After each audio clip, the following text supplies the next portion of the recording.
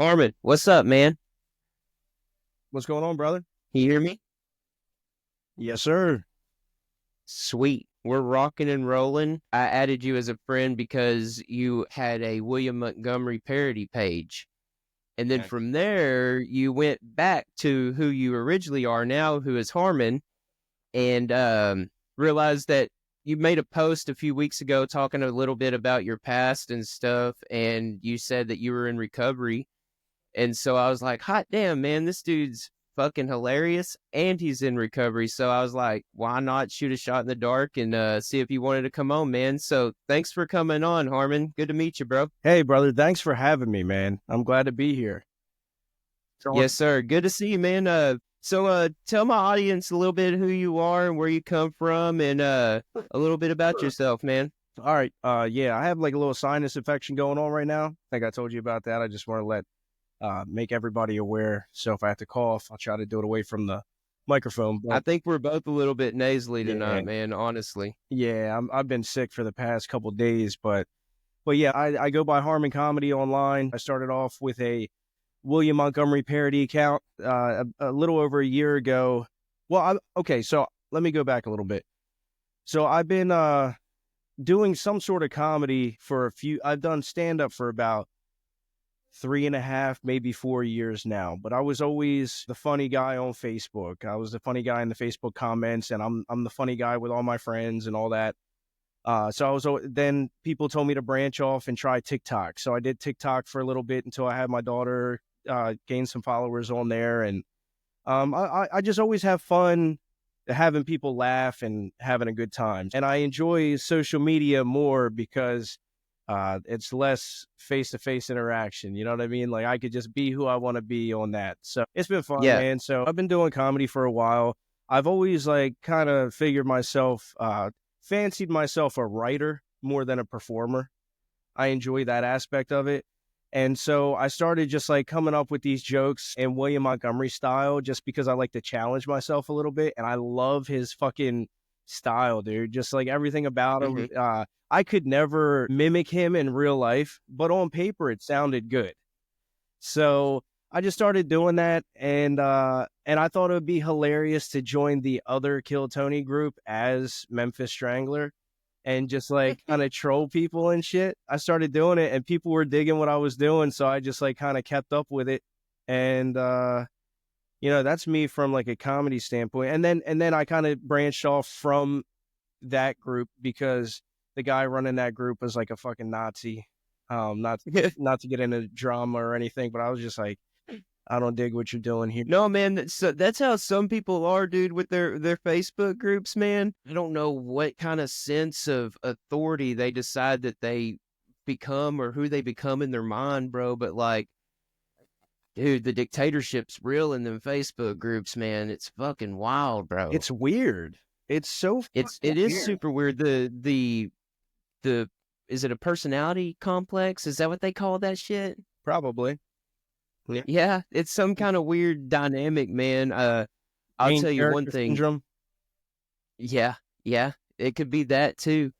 Whenever so in 2020, I got out of treatment and I did a little 9-month treatment. When I first got out, I didn't have a job or anything. I wanted to do recovery coaching, but in the meantime, DoorDash was kind of hot because COVID was going rampant down here, and I was in East Texas. And so I started, I lost my train of thought from that. You're good, Dude, dude. Catch it. hell yeah, man. I lost it. If I'm you're under the weather too, man. The brain fog's real tonight, man. dude, back. DoorDash is what I was doing, man. That was the pretext of where I was going with that. But I don't know what the fuck.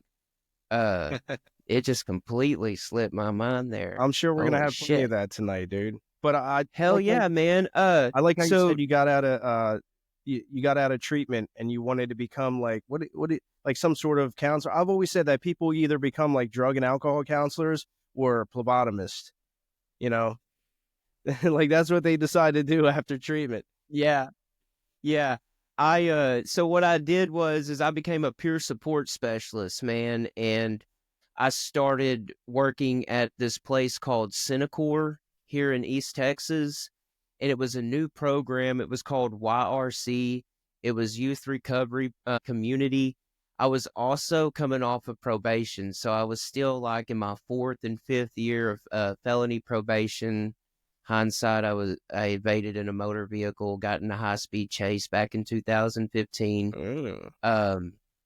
Really fucking wild shit. But anyways, my past didn't really start catching up to me, like 4 or 5 years later. But my fucking train of thought, You dude. lost it again. Uh, Let's bring it. it did happen again. I was working as a peer support specialist, and I was at the youth recovery community there in Tyler, and it was a brand new program, man. It was weird, dude. Are you familiar with harm reduction?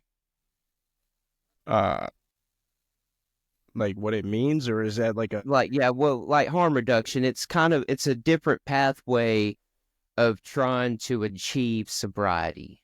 okay? Like there's AA, there's NA, there's, winner's circle, then there's different types of methodology, um, harm reduction, kind of different treatment where they do like corrective thinking and thinking errors. Harm reduction was just one of those pathways that was kind of new and up and coming. And it basically said, man, it was really taking the abstinence and that cutting the the idea of like you've got to stop doing what you love doing right now and never touch it again. It took that ideation out of it to where you was like you weren't catastrophizing something that you had to get rid of. So for instance, I was an alcoholic, man, and what I started to realize was I really didn't struggle with marijuana back when I was younger. I could do it and it wouldn't really just spin me off and make me feel crazy or paranoid or anything. But man, I'd get in a lot of trouble if I had just a little bit of bud, dude. My family demonized it. They hated it. They thought it was the worst thing in the world. And I just wanted to feel fucked up. So I drank a lot, dude. I drank and I took a bunch of Xanax growing up. But then I realized in harm reduction, if I just wanted to go home and instead of having a beer, because I knew that one beer would turn into six and six would turn into 12 and that would turn into a 30 pack because you can get 30 packs here in Texas. I realized that if I could just go home and maybe hit my bong or smoke a joint or fire up my volcano or something like that, it really wasn't that big of a deal because I was going to sleep and nothing really bad was happening, dude. And so that harm reduction told me that like there's other pathways of achieving sobriety and like addiction. It's much like caffeine. Like everybody's addicted to caffeine, but some people are way more addicted to caffeine to where maybe it fucks up their sleeping or something. But hey, that's not me. Like I can go home and maybe smoke a joint or, you know, fire up my volcano if that keeps me from getting fucked up and drinking or popping a Xanax because my anxiety's so high. So, anyways, I became a peer support specialist in this ideation of harm reduction, dude. And I didn't really understand what harm reduction was at that time. But what was happening on the West Coast with harm reduction was is they were handing out fucking needles like at these dispensaries and handing out fucking crack pipes and it became this real fucking fucked up epidemic. And you know, I'm really big on what our intentions are, bro, and where we're coming from and why we do things. And I was working as that peer support specialist and I was working at two high schools and any kid that was playing football or basketball or baseball, if they failed a drug test, they had to come see me for 6 weeks. But like I was completely abstinent when I did that. But the more that I was learning about harm reduction the right way, the more that I realized like, man, I'm cutting myself off. Like I'm not really taking care of myself. Mind you, I was door dashing. I would work 8 a.m. to 5 p.m. and then I would get off at 5 and then I would door dash in town from 5 p.m. to 9 p.m. And so like the mental toll was fucking with me, dude. And there at the beginning, the more that I was learning about harm reduction and the more that I was like trying to be a peer support specialist and a recovery coach to these kids that really didn't want it, the more that I felt like that I was turning my wheels for no fucking reason, dude. And I was really on a spiritual journey and a spiritual search for myself, but still like trying to come off papers. So the moment that I came off papers, dude, I put in my 2 weeks there. And I was like, man, I got to do something for myself. And I started smoking weed, man. And dude, it fucking changed the game for me, bro. And like from there, I sent you a little bit of my bit earlier, man. I had this fucking crazy ass spiritual experience, man, off of 8.5 grams of psychedelics, dude, mushrooms. And in that experience, man, I realized that I could, like, my soul can do whatever the fuck it wants here. This is a simulation, and my soul, like, I could truly do whatever. And I wanted to test that, man. That weekend, I went down to a Texas game in Austin, and I don't know if you've ever heard of like it's kind of like catching the creative bug. Like you all of a sudden just feel so fucking inspired, Yeah, it's bro. called I, ADHD. yeah, That's the it's creative called. part. He said it's called ADHD. And yeah, man, it is called ADHD. But I I got caught it. this fucking inspiration while I was in Austin, man. I don't know what it is about that place. I didn't do comedy down there that weekend, but on my way home, man, I was like, you need to go do comedy. Instead of going and driving around that town, go fucking stand up on a stage and prove to yourself that you Yeah, dude. got it, bro. Go sleep with a homeless person, dude. Like have the full Austin experience. Go fucking steal somebody's tent and watch them suffer for a little bit. Have you No, ever that's been to Austin? spiritual. No, I have not. I know a lot of people there though. Just from starting my group here, I'm like friends with a lot of people in Austin and in the Texas area. So Yeah, yeah, I feel like a lot I've of been people there a that few. follow me or are friends with me on here, a lot of them are from Mhm. Texas. So I kind of get the experience. Actually, I have a guy right now who's a part of the Comedy Writers Guild. The Mhm. thing that I'm starting, this kind of I want to start calling it a movement, bro. So I'm gonna start doing that. Okay, I'm setting my intentions right Okay. now. I'm not even calling it a podcast. I'm gonna call it a movement. This guy that has been that I've told about it before it even started, and he wanted to be a part of it. He was actually in the roast that we did on Monday. He dude, it's so cool watching it, man. I Offender, popped in for a offender, little bit, dude. huh? I was in there for a Did little you? bit. His name's Yeah, the Offender, first man. couple roasts I was in there, but I had to jump off. I made a few comments in there. Oh, It okay. was good, dude. I like the vibe in that thing, Oh, dude. dude, all those people are so fucking awesome. Dude, they're like, they've been there from the beginning, and we just been building this family, and it's only getting bigger and better. And that was like our first time actually tossing something out to the internet and streaming it. But there's this guy, Offender, and he started off at this pot farm, and he was working there. And, he hit me up damn near a year ago. Like when he thought I was William, he hit me up on the whim thinking I was William, and he was like, "Hey I'll man, go keep thought can I?" you were too. He was like, "Can I run some shit by you, man?" And I was like, "Yo, bro, like I'm not actually William." He was like, "Ah, well, fuck it, you're close enough, dude." So he like FaceTimed me and we talked. So me and him have been cool for a while, but dude, he just like dropped everything he was doing because of what we were doing. I don't know if he bought a bus or he already had a bus and he was working on it, but he left where he was at the pot farm, went down to Florida where he's from to gather some things, and now he just moved out to Austin and he's putting his name in the bucket to kill Tony. And he was like, Harmon, if I get on there, bro, I'm gonna shout out Comedy Writers Guild because this shit's changed me, man. He was like, I'm gonna shout you out and all that. And I was like, dude, that's fucking awesome, man. But like, if you get called up there, I'm gonna be more excited than anything. But yeah, it's just pretty cool. See, I'm losing my Have train you? of thought now because I forget why I started talking. Oh, you started talking about Texas.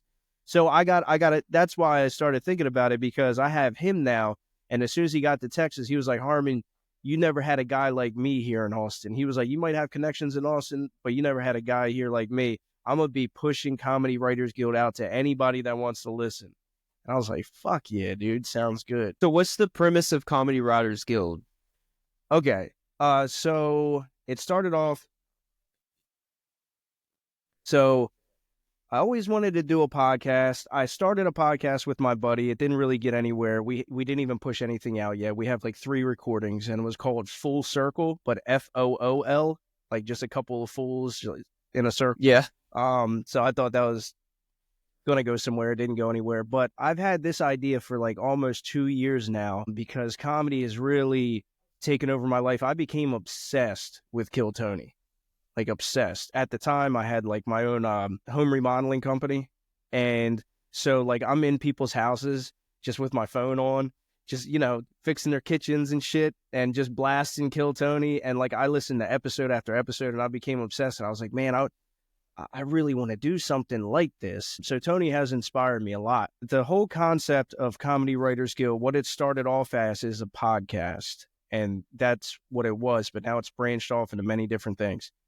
So the podcast is, what I'm going to do is, I have some people already set up and in line. Things are in motion to where in the beginning of the podcast, I'm going to give an introduction about what it's about. And then we're going to have, a special guest on. But before we have the special guest on, I'm going to toss out a concept or an idea, like a joke concept. Right. And then I'm going to toss that out, and then I'm going to interview the special guest for 20 minutes. And during that 20 minutes, it's the viewer who's watching, because it's all going to be live. So it's the viewer who's watching that has to comment in the comment section their best response to finish that joke concept. And then it's also the viewers who are going to choose who is the funniest. So whoever gets the most likes is going to be the person that's the funniest. And then once I get off with the special guest, I'm going to ask them if they have a concept they'd like to toss out to the crowd. And if they do, we're going to toss that out to the crowd. If not, I got a notebook full of them. But we're going to toss another concept out, and we're going to bring that person who won onto the podcast. And now they get their 20 minutes. And then it's just a rinse and repeat. So then while they're being interviewed, it's their platform. Like if you get pulled on, say you're the funniest one, it's now your platform to do what you want to do. If you want to dress up as a character, and that's the cool thing about it too, like you're from the comfort of your own home. So you can do whatever the fuck you want, you know? And plus, not everybody has that freedom like me. I'm in Delaware. I got 2 kids. I got a 4.5-year-old daughter, and I have a 1.5-year-old son. I have a full-time job, like a career, you know? And like, there's no fucking way I'm making it down to Austin. Maybe once or twice in my life, but this is based for the people that just won't have that opportunity. So this will be an opportunity for them to have a stage. Once you get chosen, you're on, it's your 20 minutes, do whatever you want. You know, you want to riff around with me? I could riff, I could freestyle, whatever you want to do. You want to toss out joke concepts and ideas? Let's do it. Whatever you want to do. So you get 20 minutes on, and then after that, like I said, rinse and repeat. We just keep tossing ideas out there. Whoever's the funniest, they're the next one on. So then we're also going to have, so at the end of each episode, we are going to post a 1 to 3 minute clip of a viewer video. So anybody who ever has done stand-up and they have like a set they want to share, that's how we'll outro it, so that we can get as much comics and funny people out there as possible.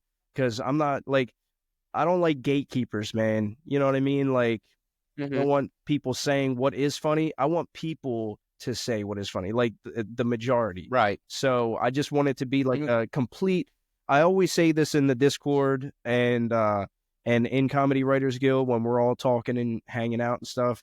I'm always like, I'm all about true democracy. Like not whatever the fuck America is. I'm talking about true democracy. So like, yeah, I created it, but we're all even here. What do you got? Is it funny? Let's fucking go. And that's what I think about Kill Tony, man. Sometimes the show can be really kind of dry and bland, and it's like, man, it's kind of hard to get through. But it doesn't matter. When Ari Matty comes on, bro, it's fucking undeniable that he's going to throw down a hot fucking minute, bro. Yeah. And then you saw him come on, and it's like, holy shit, dude. Like, he was just a step above everybody. Yeah. And like, it was really like one of those things, like you just wanted more and more and more of him. But then like you have the interview, and then he's got to go. And then you might not see him for a couple weeks because of the rotating schedule and whatnot. And then maybe a month later, you get Ari Matty again. Dude, And I don't think I've... if Tony fucks up and does not help this man out with getting citizenship, dude, that's a major L on Tony, dude. Has he not? Does he not have it yet either? Not that word. I have a feeling, for some reason, I have a feeling that at the New Year's Eve one, they're going to announce that he has a citizenship now. Probably so. He probably got married or some shit, man. But like, married some fat bitch. Would you marry him so he could retain? Yeah, I would too. Fuck yeah, I would too, dude. Only if we can have sex, dude. That's a good looking man right there. I'm not even gay. Imagine the babies y'all'd make. Yeah. Shit. I know a surrogate too. I worked with a lady that carried twice while I was with her for 2 gay couples, one in New York and one out of North Carolina. While you were with her, you said? While I was working with her. I wasn't dating her or nothing. Okay. She was married with her own 7 kids. Jesus Christ. Yeah, no wonder they just fall out. Here you go. God damn.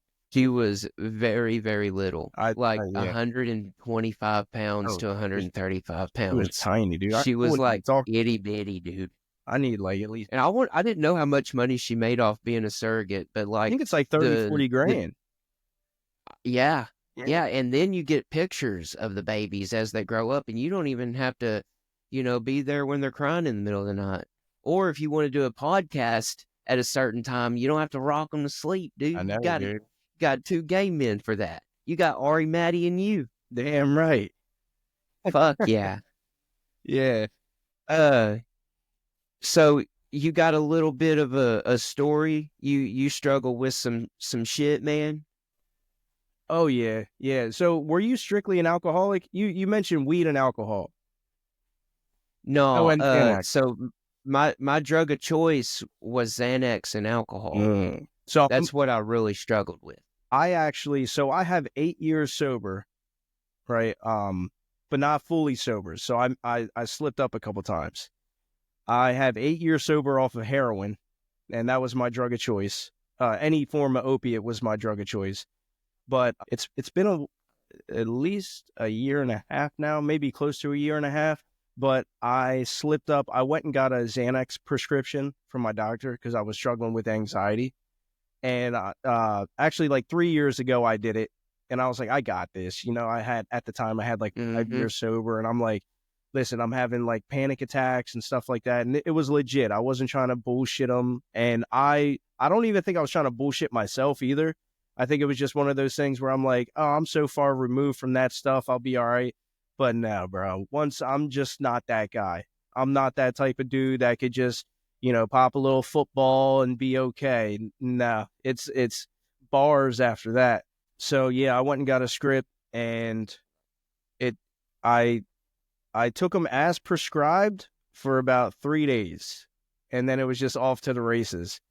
And my one relapse lasted about 41 days. Somehow, within that 41 days, I convinced my doctor to give me 3 scripts. Don't ask me how, but yeah. And then I also, because my sister thought I was good, she's wouldn't be an enabler. She just thought I was okay. I told her, I manipulated her. I was like, hey, I really can't afford to buy my script right now. So if you have any extra, because she just had them like laying there. She's not an addict. So she just had like half a script. And I was like, if you have any extra, she ended up giving me those. Then I bought some off the street. And she had like 300 extra. Yeah. So like I just started eating them shits, man. And so yeah, that's definitely a relapse. I relapsed, and then a couple years went by, and I was like, oh, I'm good now. But I was still having anxiety. So I was like, I'm good now. And I did it again. But this time it was only that, I don't know, 10 to 15 days. But still, it's like every time, like, you go hard, bro. Like, if you're anything like me, I just went hard. And so, yeah, so heroin was my thing. I've been homeless 3 times. I've been homeless 3 times. And not what they call white boy homeless, where you're just couch surfing from friend to friend, like legitimate, like living in abandoned houses, that type of shit. So roughing it. Oh yeah. How old are you, man? 35. 35? All right. I'm 33, so you probably were doing the same shit when I was doing the same shit. Mm-hmm. My sister died of a heroin overdose, and what's funny is my whole family, my my my father was an alcoholic. My sister died of a heroin overdose, and I just none of that shit. My older one of my older brothers, he's still out just banging hair or not banging heroin, but doing meth and shit. It's like, bruh, after seeing all that shit, I was still, finding myself. And for me, I was trying to convince my doctor. I was like trying to convince myself and my doctor, like, Mm-hmm. hey, dude, like, don't give me no abuse bar. Give me something Mm-hmm. that's gonna like give me a narcotic because I I'd made myself anxious enough to where I was bad enough to where they were like, dude, here, get the fuck out. You're fucking crazy, bro. Mm-hmm. But like, man, I never got really bad on heroin. I did Percocets when I was in the army one time with a guy that had blown his back out and then came back to post here Fort Lewis, Washington. And man, one night we got fucked up and he had some Percocets and we started taking them Percocets and I started drinking and like it felt like bugs were crawling out of my skin and shit and like I just started scratching and like my scratching my face and I was looking in the mirror, man. I'll never forget this. And like I just sat there and I was like 18 years old and I promised God, I was like, dude, if you let these bugs stop crawling out of my skin, man, I'll never touch this shit again. And I didn't, dude. I mean, I'd get a tooth pulled out and they'd give me a Tylenol 3 and I'd take it and I just feel sick. I just Well, that nauseous and yeah, sick. the Tylenol threes, they have a shit ton of Tylenol in them, and you're gonna feel sick over that. Yeah, dude. And I remember one time, so when I was like 14, I don't know what I was thinking, right? And so I had these neighbors at my stepdad's house, and this is wild that I'm even sharing this. I never shared this. I had these neighbors, and they were like Indian, and they went off to India back to visit their family. So they had like this empty house, and it was the day before Father's Day. So I was like up partying with my friends at my stepdad's house, and we had to like sneak it. My stepdad was a pharmacist, so like he didn't let anything in the house, no weed, no alcohol, no drugs. And I was 14 at the time. They didn't even know I was doing anything, you know? So like me and my friend are drinking like a bottle of like 99 bananas or some shit. And and we got all drunk, and for some reason this was totally out of my character at this age. Like it wasn't later on in life, but this was like the kickstart of it. I ended up getting the idea and to go over to my neighbor's house and break in. So me and my boy went over there. I remember being so drunk, I just grabbed their screen off their back and just boink, yanked it right off, threw it on the ground, hopped in their house. And when I went in there, uh, hold on, let me look up real quick the statute of limitation for B&A. Now, and what is the statute of limitations if one's in Delaware and one's in Texas and right, you did that what? You were 14? I was 14, so That's that was over 20. that's like No, 17 years ago. yeah, something like that. It was I think you're good, bro. 14. There's That was motherfuckers 21 doing years. way worse shit. 21 years. Yeah, yeah, yeah. Fuck them, right? Fuck them. Fuck So, them. we went in their house and I found this bottle, and my boy, he's the one that like turned me on the weed and stuff. I was just this naive kid. I was just like, yeah, I'll smoke weed. So he found these T3s and he was like, oh, these have codeine. And I was like, don't know what the fuck that means, but let's go. You know, so I took a couple of those on top of drinking some 99 bananas, on top of me. Like I was always this real skinny kid. When I was young, I was like real skinny, dude. And I'm shorter too. So like, you know, I took these. I felt like my kid, like something, my liver, something was going to explode. I'm just in this pain after that. We didn't even have cell phones really to like look shit up. But I ended up like going online on the computer and seeing like Tylenol fuck you up, like not in a good way.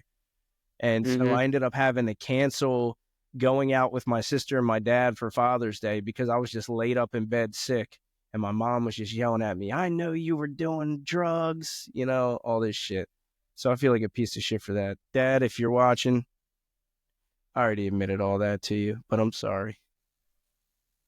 Damn. He's not watching. I hope your father accepts that. My dad's one of my best friends, dude. I love that. He probably ain't gonna listen though, is he? I'll let him. He may. If he's one of your best friends, he might listen. That's my boy. I love. Yeah, that's awesome, dude. Love you, Dad. Hey, that was. I know you don't really have much of a higher power or whatever, but like in my world, like it's all a simulation. You getting that sick was like the universe telling you to stay the fuck out of someone's house. Oh, dude. Yeah. Yeah, for sure. I mean, the universe has told me a lot of stuff, bro. The universe has told me a lot. And at that age, I had my fingers like this. I was not listening to shit. I still don't sometimes, but like, no, I do. I don't think any of us do. I do have a higher power, I think. I think I do. Is it William Montgomery? And I ain't ever gonna stop worshiping that mother. Nah. Nah, it's not. Actually, comedy could be a higher power. It absolutely can. Some people have a potato as their higher power, or some even use a fucking doorknob. There's stories in the back of the NA book, in like when I was bored in treatment, and they, pushing that shit, and I couldn't read a fiction and get my mind out of there.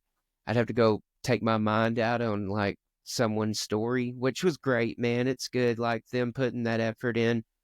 But like there was a story in there about a girl who asked God for a sign, and I guess she was fucking in Idaho or something, dude, and a fucking potato fell off of a truck when she asked God for that sign, and she picked up a potato, and it made the potato her higher power, and she stayed. I don't know if she's dead, but she's definitely autistic. I mean, what, dude? How do the potato's gonna rot? Right.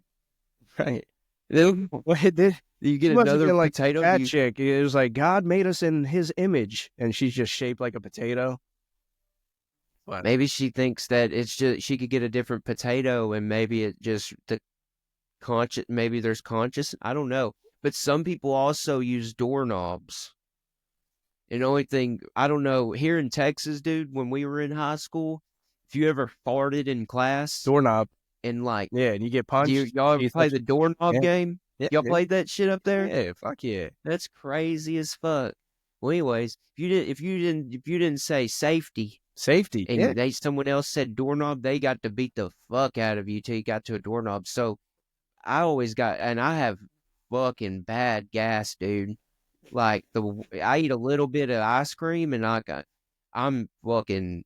Boy, I even changed the temperature of my house with my farts, dude. Are you just learning now that you're lactose intolerant? No, I'm saying I was doing this shit in high school, and I'd fart, like on the fucking plastic chair and shit. Oh yeah, and like dude next to me feels like he's disrespected. My fart ain't even done doorknob, and like I'm like safety, and like he's done punched me, So I said all that to say that I could never have a doorknob for a higher power, because fuck doorknobs. Keyless entry here, bruh. Shit. Yo, man. I feel like I'm speaking to dude, right now. I made up this comedy bit, dude, and like I was really struggling with a higher power at this time. So like at that point, I think it was a mixture of Matthew McConaughey and Kanye West, because there was more Kanye West songs that I was listening to on a daily rotation, and Matthew McConaughey just always brings some great shit. So like I was writing comedy and using them two guys as my higher powers, and I came up with a brilliant set. Really never had a porn addiction, but I always thought that like someone having a porn addiction, like if they had a higher power, like would they think of that higher power like when in the middle of them having and then like start, glorifying their higher power, and then like get soft, and so they don't have to follow through with their addiction. And I thought, hell, I could get Jesus as my higher power. And I said this, I said this in Tyler, Texas, bro. It is Bible Belt, son. I said, yeah, something along the lines of having a sex toy addiction or a porn addiction, but don't worry, Jesus is my higher power. So whenever I think of Jesus, immediately goes away. And like at that time, like I was feeling really confident in myself, dude. And like people were laughing and shit. Then I played it for my buddy because I was like, hey, yeah, you know, like I've gotten on stage and shit. You want to hear me? And like he's a Christian. And I played it and he was like, looked at me like, the fuck, dude? He's like, are you serious right now? And I was like, dude, I was like, I had Kanye West and Matthew McConaughey as my higher power at that time, bro. And then like he's just like, really, dude? Like nobody really fucking understands, bro. Like even when I post that, like if you only listen to that part, they're gonna be like, holy shit, dude, what the fuck is wrong with him? But everything's wrong with me, dude. That's why I had to get sober. Like imagine me fucked up. I'm gonna be honest with Like, you. I'm gonna be honest. I think having Kanye West and Matthew McConaughey is the exact same as having Jesus as a higher power, dude. It's all fucking crazy to me. Yeah, you sound like a fucking crazy person, but if that's what helps you, bro, that's what helps yeah. you. If that guy touching that doorknob helps him, and I kind of understand that. It's all about symbolism, right? People are big on symbolism. So, like, what's something that you touch multiple times a day? A doorknob. So if that's something that you ingrain in your mind, okay, when I'm reaching for this, be conscious. Like, be conscious, be aware. It's understandable. I get it. If you're listening to Jesus Walks by Kanye West, that's a banger. Who doesn't feel a religious experience after listening to that, you know? Yeah. Yeah. I get it. Part of the simulation though was the more that I started like thinking that, you know, wanting Kanye as the more that he fucked up though. And I was like, what the fuck? Like, why am I getting better? But like, he's getting worse. Am I like taking his power, bro? Yeah, you might. Then I can't be taking his power, man. That's what all that nitrous gas was doing for him, was taking his power. He was just his own decision making. But obviously, I had to get a different higher power. Wait, hold on, back up. Kanye was on nitrous? What are you talking about? Dude, he's strung out on that shit right now. He's bad, bro. He got all of his teeth taken out. Did you hear about that? Yeah, I've heard a joke about it, yeah. Yeah, considering that I've had most of my teeth pulled and like I've been punched in my face and I'm missing my front, I do it. So like, cool on Kanye for that. I bet his teeth stink, but he's constantly inhaling that, what is that, flavored gas shit? That's kind of like a hot commodity. You can find it at fucking vape shops and shit here. Kids, go and to it's your like a vape shop. It's like a can of nitrous gas, dude, like this, and it's like bubblegum flavored, and people just hit that shit and they say like it's just like a flavored like for Flintstones vitamins and shit. Yeah, but they say like it's like cold foam for your coffee. That's how they get past it. And like they have all kinds of AI generated recipes you can use with it and shit. Yeah. But dude, he's fucked up on that shit. Damn, I didn't even know that, dude. I fucking love Kanye. People think he's crazy. I don't think he's crazy at all. I think he's more sane than a lot of people. I think he just says everything that's on his mind. Everything. So like, whereas like some of us think some wild shit and don't say it, Kanye thinks that same wild shit that probably everybody else in the world fucking thinks. He's just out here saying it. And that's what gets him in trouble probably most of the time. But I think that that's authenticity, man. And that's my core value. 1, authenticity. 2, do uncomfortable work. 3, surrender the outcome. So like, fuck, man, if he's being authentic, then let that man be. However, everything has consequences though. Yeah. I guess. Unfortunately. Everything has consequences, whether it can be good or bad, in my opinion. Did you see that video of him where it was like out on the street and somebody had a camera up to him and he was like, yeah, they were taking me in, they were putting me under these medications or something like that. I forget the context, but he was like, and it was a certain doctor. I'm not gonna say what kind of doctor it was. All right, it was a Jewish doctor. Like, did you see that video? I was dying. He was like, I'm not gonna say it. All right, he was Jewish. Oh yeah, yeah. Yeah, that And shit then was they was like, hilarious. really, yeah. He didn't help himself when he went on Alex Jones either. I don't think I And saw that. I and saw him on Rogan, and he didn't help himself on Rogan. To be honest, I saw what everybody else was talking about when he went on Rogan. I was like, oh yeah, this guy is just fucking flapping at the mouth. It was like, but I get it, man, because I've had to train my ADHD.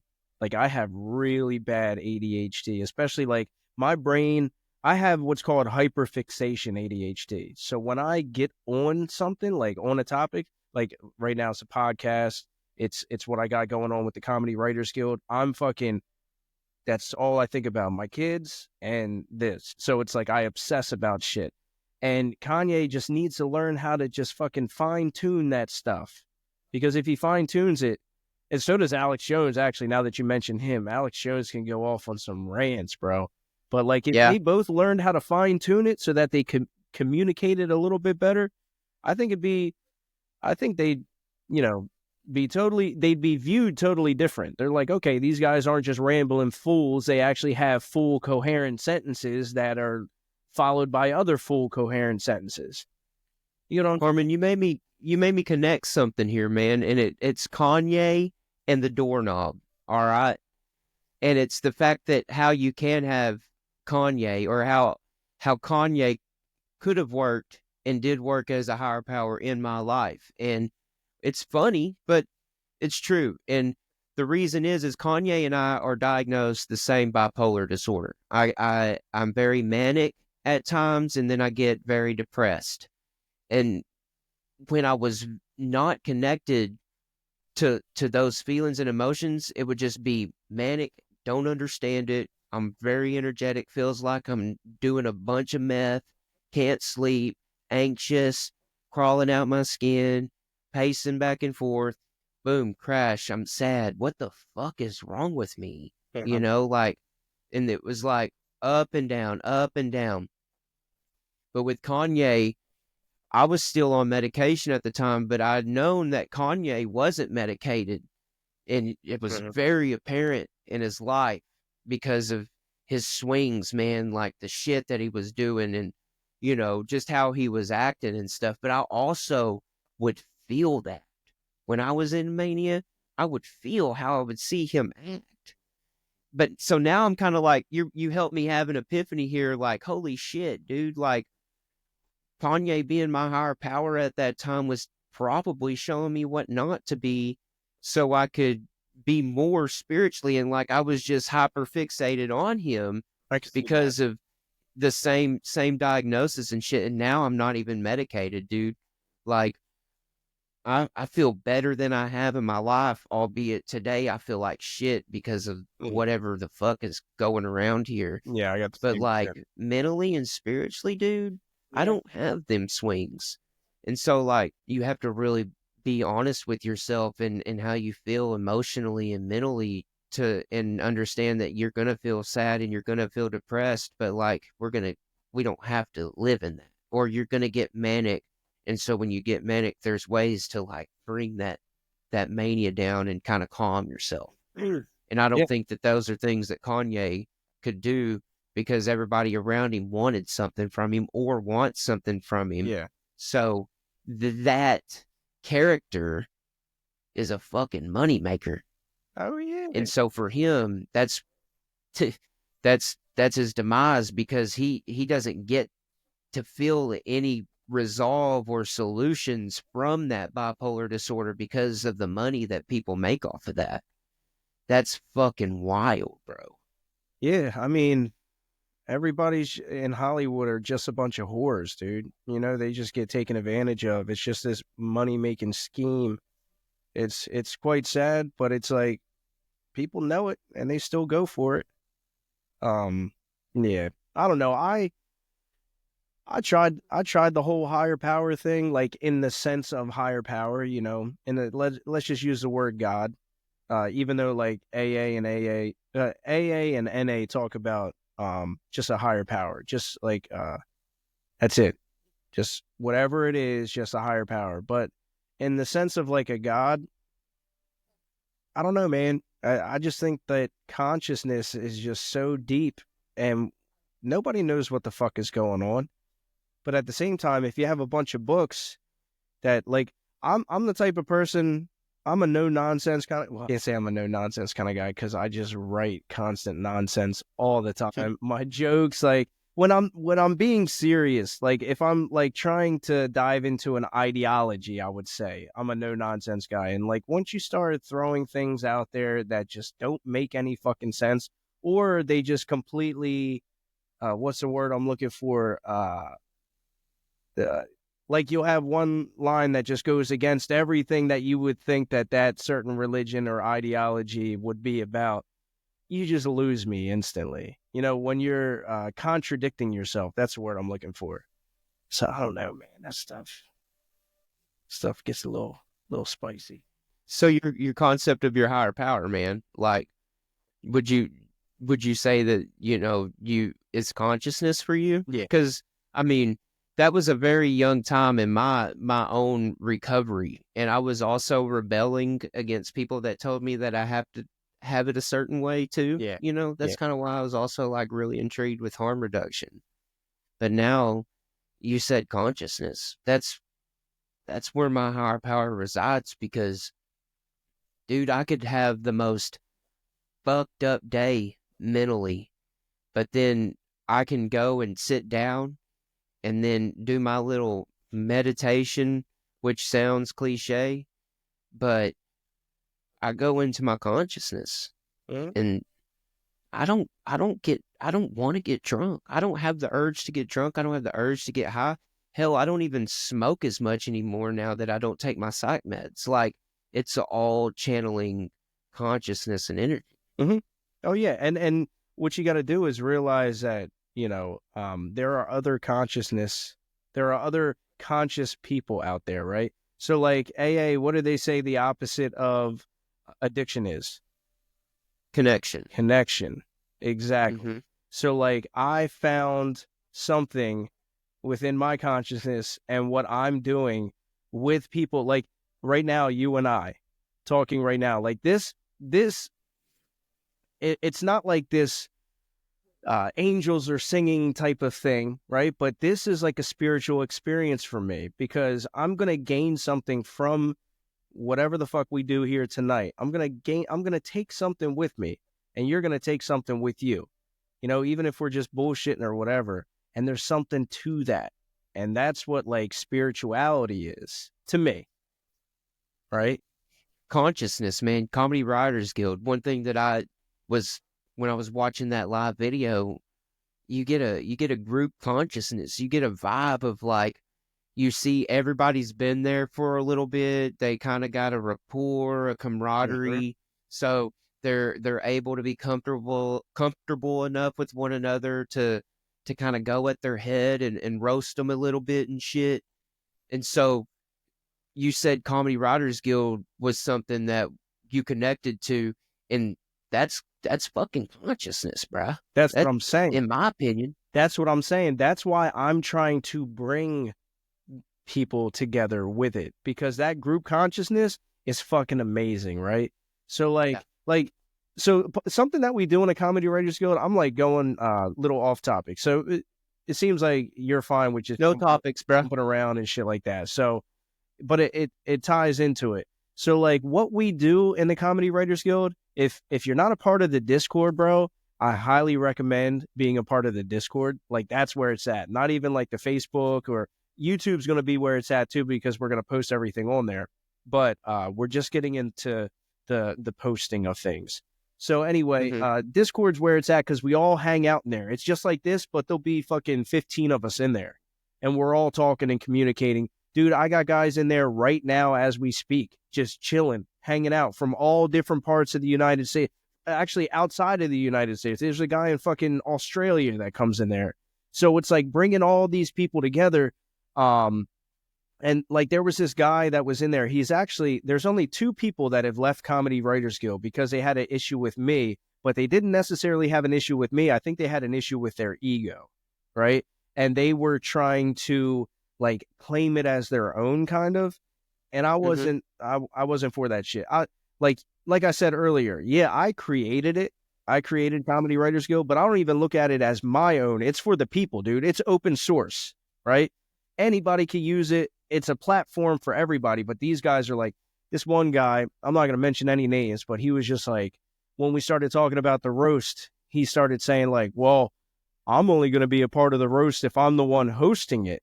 And I was like, well, dude, who gives you that right? You know what I mean? Who gives you that right to like demand a position, you know?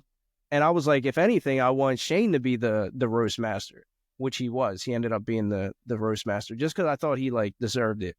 But he did great too. Oh, he did Shout out phenomenal. Shane, you're the man, dude. He did so fucking good. He did better than I was even expecting. I knew he was going to be good, but he did even better. But this guy, it was a little odd, kind of, you know, catching the vibe of like seeing people in different backgrounds and different settings and shit. So like I wasn't really familiar with that. But dude, yeah, it was, the theme was there, man. Like you definitely fucking knew what was going on. Dude, it was organized chaos for sure.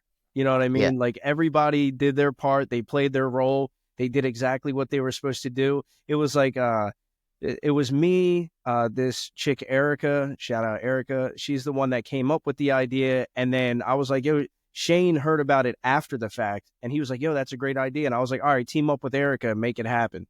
And he was like, got you. So he did that. And it was just like us 3 orchestrating this thing. And it turned out better than I imagined, which is awesome. But to get back on topic with this guy that was in there that had like this ego problem, he ended up leaving himself. And then I ended up, and I even told him, I was like, dude, you can come back on. He blocked me. His ego was hurt, dude. I'd said some triggering words to him, I guess, and his ego was hurt. Poor guy. Yeah, poor man. But he came on there. So this is before like he had the problem with the group, but he brought this concept to the group. And I'm trying to give an example of what we do. And it was cool, man. He was like, so we do this type of shit all the time. We'll all bring a concept to the table and it's like, hey, man, I'm thinking about writing something about this. And then we'll all spitball on the topic, right? So he brought up, and I use this one because if he is going to watch this, I do want to give him credit for this. This was like a cool concept. He said, I think there's something with autoerotic drowning, right? And I was like, oh, okay. And then somebody immediately just spit out. He was like, yo, what if you said like you got addicted to going to church and getting baptized because you're into like autoerotic drowning, right? And we all were like, oh, okay, all right, this is catching some steam. This is going somewhere. And then I added in there and I was like, yo, what if you got kicked out of church because you kept calling the pastor instead of father, you kept calling him daddy and he thought it was weird, right? So it was like this little concept that started off as this little idea and then it just branched off and branched off and branched off. And that's that consciousness that I'm talking about, dude. Like it's connectivity. The opposite of addiction is connection. So I'm trying to bring all these people together. All these people are coming together. We're all spitballing together and we're just like making life fun. You know, make America fun again, dude. That's what we're trying to do. But it's fucking beautiful. Actually, my saying that I like is fuck bitches get funny. That's I'm gonna put that on a shirt. Watch. But yeah, it's coming. That's what the Comedy Writers Guild's all about, man. And like that's what I'm excited about. That's what I've been excited about for a while. And now that it's all catching steam and we're all coming together and creating this platform together, because I even said on the roast, like it's been hard for me, man, with 2 kids, a career, a fiance, a house, a mortgage, a project that I have going on. I'm renovating my addition, dude. And then to throw all this comedy stuff on top of it, to see other people take the reins and like see my vision and love it and want to be a part of it and want to contribute to it, bro, that's a higher power in itself right there, dude. And that's not like, That's definitely consciousness. and that's not me. I try to keep my ego at the door. You know, I try. I'm human, right? But like, that's not me being egotistical about it. Like, oh, look at this great thing I created. I don't even look at it that way. I have my spiritual experience when I'm in the Discord and I see all these people interacting on my screen and they're spitballing, and I'm just like, yo, we just created something nice, man. Like, this is Hmm. so awesome. So I'm looking forward to the podcast too. So Do you ever get to like actually go out and do stand up? yeah. The last time I did it was probably 2 months ago. My boy keeps telling me to come out. He hits me up every Wednesday. Coming out tonight, coming out tonight. But he doesn't have any kids, you know, nothing like that. So it's easy for him. He could just go every night if he wanted to. And he never goes on stage. He just wants me to go out, and he wants to watch me go on stage, or just hang out. But it's Yeah. been tough, man. Since I had my son like a year and a half ago, I've only gone twice. And before that, when I had my daughter, it was a little easier because she was like starting to get a little bit older. And I've only done comedy sober too. That's another thing. Like, being up on stage completely sober, bro. It's a sobering experience. Like, It's it's dude, it's fucking, people don't realize it. Like, I see all these haters online talking about Kill Tony and shit, like, oh, that guy wasn't funny, or oh, this guy should have had a he better sucks. personality. I'm like, bro, you go up on stage in front of, like, I'm in Delaware, dude. The most people I'd probably perform to on a stage, maybe 30 people. It's like, dude, it's tough. The first time I ever went Hmm. up on stage, I thought I was going to pass out. Like, you can't tell. I'm good at like fake it till you make it type shit. You know, you couldn't tell, but on the inside, dude, I felt like, you know, when you like hold your breath and your chest feels like full of air, and like you're constantly feeling like that. You know, you're breathing properly, but your chest is all pumped out and you're constantly feeling like that. And you feel like every breath that you take is just like this. I Like, was that's trying to how do I that. felt, dude. I'm sure you You probably know, meditate doing that dude, too. it was so fucking. I was getting so fucking high being on that stage, dude. Like, that's where I was like, oh my God, like, this is a control. Like, once I'm done here, like, I can come back down and, like, I won't regret. Well, I probably will regret a lot of shit, but, like, I won't. It was a different kind of high, man. Oh yeah. And, like, dude, I even, I read the comedy Bible. I had Oh this yeah. lady. She was a professional. She is a professional comedian, man. Shout out Robin Haney out of San Antonio. Uh, she's like, you're funny, but if you really want to be funny, you need to start working out the comedy Bible. So I started working out this comedy Bible, dude, and like it's told me to do some act outs and shit. So I had this act out. I was addicted to this fleshlight, but like I didn't want my fiance at the time to catch me with it. So like I installed it in the floor where no one could see it. So when she just leave, I just go down there and act like I was doing push-ups, you know. And Yeah, I love that. dude, I did the whole act out on stage of what it was like, but like I was watching Toy Story because again, I have a toy addiction, and like I was singing "You Got a Friend in Me" while like I was like doing it, and like I was actually singing it and doing the push-ups while I was on stage. Dude, the fleshlight literally had a friend in him. It did. Yeah. It did. Dude, that's actually a cool concept right there. A Toy Story spinoff, but it's like, what was the kid's name? Andy. It's Andy all And grown up, and now his toys are just like fleshlights and like half of a torso.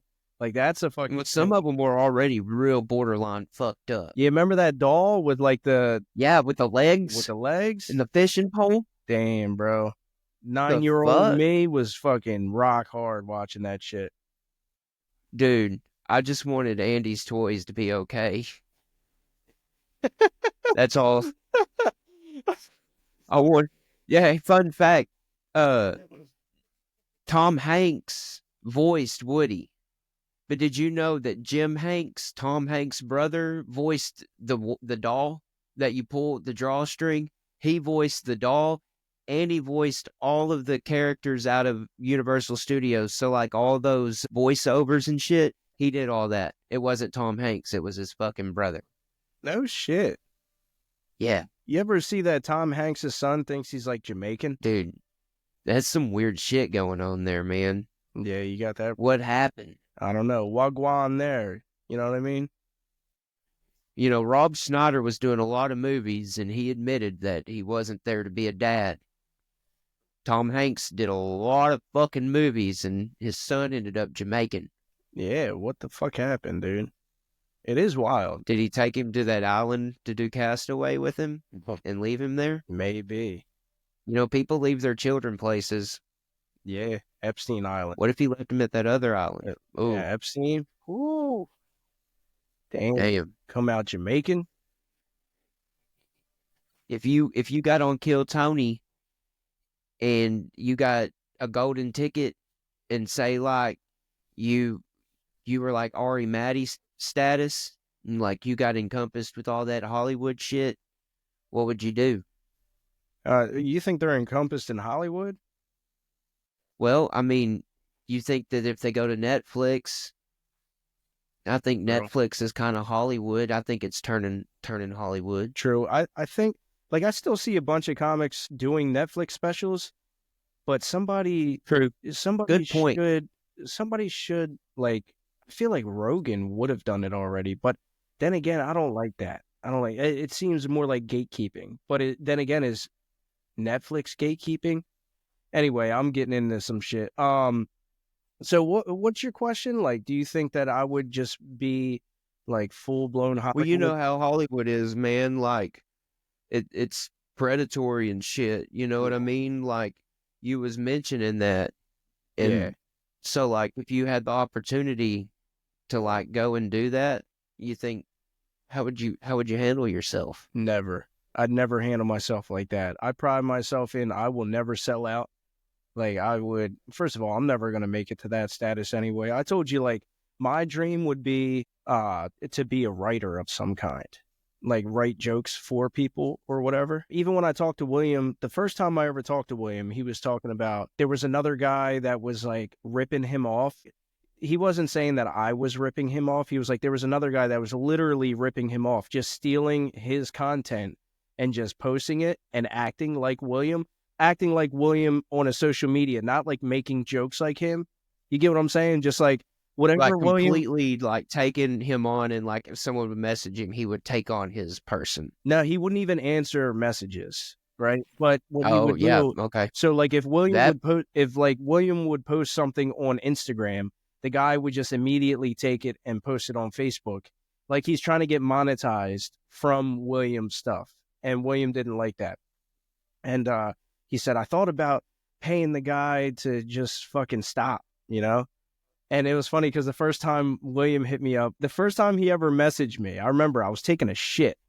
So I'm in the bathroom, I'm taking a shit, and all of a sudden it was like message William Montgomery. And I'm like, all right, here's another troll fucking messaging this troll. And he was like, hey man, I don't know how the fuck you're doing that, if you're like using AI or something, but like you're pretty fucking good at it, and it's like you're in my head. And I was like, so then I messaged him back and I was like, who the fuck just said that? Could you say it a little louder? I couldn't fucking hear you, right? So then he calls me and I'm like, oh shit. So I had to get up real quick, taking a shit. I was like, yo, what's up, buddy? And instantly knew it was him. And then that's when he told me about the other guy ripping him off. And he was like, yeah, I was going to pay him just to like shut the account down or something like that. And then he was like, yeah, you know, I might even think about paying somebody and maybe write some jokes, or, you know, he wasn't saying me specifically, but he was like in a roundabout way. And I'm sitting here thinking like, dude, this guy doesn't even know. That would be my dream right there. Cause I don't want to be a performer, dude. I don't see myself like up on stages and performing shit. I mean, it would be awesome. It'd be cool, but that's not my dream. That's not my goal. That's some people's goal. Like Ari Maddie, perfect for that. He's a perfect example. He's just very charismatic, very comfortable on stage, knows himself well, knows his jokes well. Like he's good for that. Me, I'm more so like, yo, Ari, you want some jokes? I got you. I'll write you some jokes. Like that's more my style. But yeah, to answer your questions, I would never get involved with Hollywood or any of the elites or anything like that. I think the closest I'd ever do to that And this will never happen. This is just every man's dream. I feel like every man just fucking sits in the shower, lets the water hit him, and fantasizes about sitting across from Joe Rogan and fucking having their 3 hours. You know what I mean? Yeah, I've thought about that. Tell me you haven't done that. I have, man. And I've thought a lot about like what I'd say too, because Yeah. sometimes like I can't even think about it off the top of my head, but sometimes I disagree with him on some shit. But like at So the you same just go time, in swinging. You'd be like, you know what, Joe? You'd sit down first minute. You know what? You said some shit I don't agree with. And what's up with I'm really ivermectin?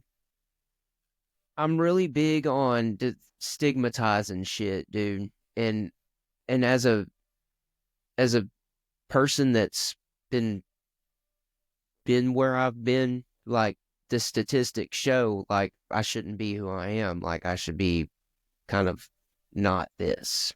But there's stigmatization that goes along with mental health and things like that. And I would just like to give like a real human perspective that doesn't have any degrees, straight life experience. Basically, give him a rundown on things that I've heard him say through the years, his simulation theory, what he thinks about UFOs, spirituality, consciousness. I watch a lot of young Joe Rogan, believe it or not. Fear Factor Joe Rogan, Mhm. Joe Rogan being interviewed on Conan O'Brien type shit. Mhm. Reason is, man, that he was like our age when he was doing Fear Factor and news radio and shit. And I don't compare where I'm at with where he's at, but I compare what I sense spiritually, like his aura, how he goes about handling things, how he talks to people, his perspective then, and where he's at now, Well, and how much he's grown. well, you also have to think of the other side of the coin. You know, you have to put yourself in his perspective on where he sits now. You know what I mean? Mm-hmm. He's the type of dude to where he can't walk anywhere in Austin without being bombarded by people. You know, he's gotten to this point of fame. He has the number one podcast in the world, dude. Mm-hmm. So what are you getting at? Are you saying like he shouldn't be pushing certain ideas, or he should No, keep his not mouth at shut all. I, with? I believe that everybody, like, for instance, this podcast, if somebody disagrees with what I have to say, it's beautiful. Like, we can come on here and then, like, if that person, like, especially now, like, it's kind of grassroots. Like, if someone hears it and, like, message me and they're like, hey, like, I want to challenge your thought on something, I'd be like, sure, absolutely. Like, come on the podcast and let's have a discussion. It's more just like things like simulation theory.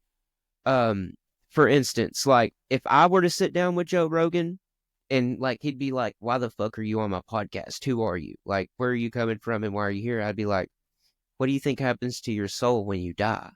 Like that's probably would be my rebuttal because usually what I really want He's to gonna think know. you're about to kill him, bro. He's like, "What are you doing here? How the fuck did you get in past security?" You're like, "What do you think happens when you die?" Jay, You about to find out. dude, it's only reason I asked that is because of the spiritual experience that I've had though. And like I think that he's might have had something similar and it's just based off of the people that he has. I don't think that he can be completely transparent with his own epiphanies based off of what's happened, but hearing the tone of things like I feel like that he knows a lot of shit, dude. I think he knows a lot of shit about consciousness. I think that he's probably had some real profound experiences. Hell, dude, you mentioned that you had an experience with ayahuasca, right? When was that and what happened? That was probably 10 or 11 years ago now. And I was living in an abandoned house over in, I don't expect you to know where this is, but over in the east side of Wilmington, Delaware. And Wilmington is also has a nickname of Kilmington. It's a rough area. East side, I would say, is probably, besides Riverside, is probably like the worst area around there. So here I am, this fucking scrawny ass white boy, just living in this abandoned house And I chose that house. No, I found that house because it was like right around the corner from this liquor store. So I could go get my breakfast in the morning, my liquid breakfast. And I would wake up every morning and I would go, me and my buddy, and we'd go steal steaks, right? So we'd go to like some sort of supermarket and we just stuff our pans full of steaks and fucking, that's how I was living at the time. And we go sell the steaks out on the street and then we go cop our heroin, and that was lunch. So breakfast, steal, lunch. And that was just like, that was my day. And it got to the point to where my buddy had enough of it living out on the street. And he was like, yeah, I'm going to go check myself into a detox and get myself clean. And he actually went away for damn near a year. He went into like he went from detox to a thing called Gateway, which was a rehab. And then from Gateway, he went to this, it's like one of the most prestigious sober living houses, at least on the East Coast. I don't know about in America, but on the East Coast, it's called Lyman House. It's a shout out to Lyman House. They do a lot of great things for a lot of people. So my buddy went and got clean, and now here I am by myself. It was like me and him living in that house, and here I am by myself. And as soon as he hopped on that bus, I was like, I know what I'm going to do. And I had a debit card that had $0 on it, but I was like, I know I can overdraft this thing $500. So I went and I fucking swiped that thing, got 500. I'm like, good, I'm by myself now. I can spend this. I don't have to worry about getting him drugs. And so I got fucked up for about 3, maybe 4 days after that. And you know how quickly you run through that shit, especially when you're in the thick of it. So I went through that in like 3-4 days. And I remember there was one night where I was living in the abandoned house and I had this blanket that this homeless shelter gave me, and I'm laying there and it's like kind of cold a little bit. It's like just starting to become summer. And so it started raining and I'm on the first floor and it's dripping through the house and onto my shoulder, right? So I'm just laying under this blanket and it's just like drip, drip, drip. So I'm getting wetter. Chinese water torture, dude. That's what it felt like. Legit in my mind, I was like, this is the junkies version of Chinese water torture. So I'm laying there, and as it's like going and going, I just start bawling my eyes out. I'm laying on this mattress that was just in the house before we even got there. Like there was other fucking junkies in there before us. We were that generation. So I'm this next generation of junkie using this mattress. It's just fucking disgusting. And I'm laying there and I just start bawling my eyes out. Next day, I go to, my mom owned a dog daycare at the time. I went there. She wasn't there. But all of a sudden, my stepdad at the time, he pulled up and he saw me and I was just like emaciated. You know, I had like, my hair was damn near dreaded. I had long hair at the time, but it wasn't dreaded because I was like trying to dread it, which I did before. It was just matted. It was just, I was just nasty, dude. And, I bet you fucking stank, dude. Oh, dude, my fucking nuts smell like a fresh jar of mayonnaise, dude. So he caught me there, and I was like, hey, what are you doing here? He was like, what are you doing? And he never was there. So it just happened. It was just happenstance, you know? And I told him, I just broke down, and I never admitted anything like that to him before. I was just like, look, man, I'm fucking homeless right now. I'm bad off. I've been doing heroin. You know, I never admitted any of that type of shit to him. And he was like, look, get what you got to get together. Meet me here tonight. And you're going to live with me for a month. We're going to try to get your passport in order and all that stuff. Because he was actually about to take a trip to Peru to do ayahuasca. And so, like, he's the one that turned me on to not Terrence McKenna. We'll get back to Terrence McKenna. I don't know if you know about him, but he's like, I do. He's one of my higher powers, bro. But, okay. So he's the one that turned me on. Turned into a 4-hour podcast. Here we go, bro. I'm ready for it. Dude, I could talk about Terrence. Dude, I love Terrence McKenna so much. My girl wouldn't let me, but I was trying to name my daughter McKenna and my son Terrence. Right. So anyway, we'll get back to that.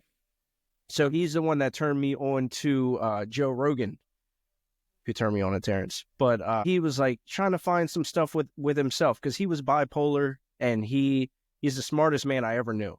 But he was bipolar and he had a lot of depression issues. He had a lot of issues. But anyway, he was like, go get your shit together. We'll work on getting a passport. And I'm like, a passport? He was like, yeah, we'll talk about sending you somewhere so you could do Ibogaine and maybe some ayahuasca. And me, junkie at the time, I'm like, oh, I can stay in a house now, a big house, and this guy's gonna feed me and all this shit, and then he's gonna send me off to do drugs. Fuck yeah, sign me up, bro. I was like, I'm fuck, gonna go dang, hey. tripping. What? I'm gonna go tripping. Oh yeah, I'm gonna go tripping, dude. So he helped me get a passport, and he paid like $7,500 in total to send me down to Mexico. I went down there by myself, and the first night I was down there, we did this shit called combo venom, and combo means frog in Portuguese, I believe. So what they do is, I wonder if you could see it, but they burn you, right? See those little dots? Yeah. Yeah, they burned me 7 times, and then they take these little balls they look like little black tar balls, and they put it over top of each burn, and then he presses it in with his thumb. And what it does is, it's not psychedelic at all, but what it does is it purges your body of all. They say it's the equivalent of doing like a juice cleanse for a year, but in 15 minutes, right? So, dude, within 15 seconds of them pressing that on my arm, I'm laying on a couch. They had a bucket in the middle of the floor. He said, you're going to feel sick. Just throw up into the bucket. He was like, you might shit too. So the bathroom's right there. Within 15 seconds, I was like, oh my God, I'm going to throw up. And he was like, the bucket. Dude, I like rolled over to the middle of the floor, held onto this bucket, started throwing up harder than I ever had before. And I was like, I'm going to shit myself. They were like, the bathroom. So I went over, I'm holding the bucket. I pulled my pants. I didn't even care. It was this dude and his wife. I wish I could remember their names, man, but shout out to them. They were sitting there, and Terrence and McKenna. Terrence, dude, that would be some shit. I probably would have stayed sober if that were the case. But so I'm holding this now.